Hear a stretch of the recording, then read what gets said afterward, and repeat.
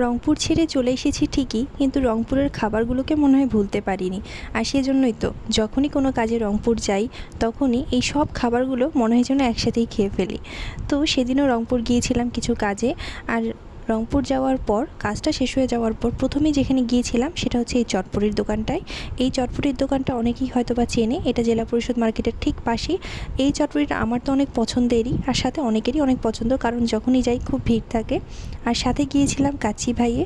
কাচ্চি ভাই থেকে একটা কাচ্চি খাদক নিয়েছিলাম, সাথে বাদাম শরবত, ফিরনি, লাচ্ছি, চাটনি সব কিছু নিয়ে এসেছিলাম।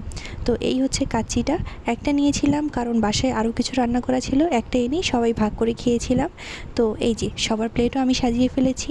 আর সাথে একটা বার্গার এনেছিলাম। এই বার্গারটা আমার অনেক পছন্দের। এটা রংপুরের যে আরএমসি শপিং মল রয়েছে তার 6 তলায় পিৎজালজির যে রেস্টুরেন্ট রয়েছে সেখানে এটা পাওয়া যায়। এটা হচ্ছে বারবিকিউ চিকেন বার্গার, এটা আমার খুব পছন্দের।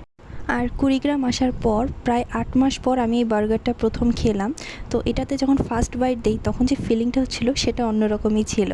তো তোমাদের এই খাবারগুলোর মধ্যে কোনটা বেশি পছন্দ কমেন্ট করে অবশ্যই জানিও। ওকে, বাই।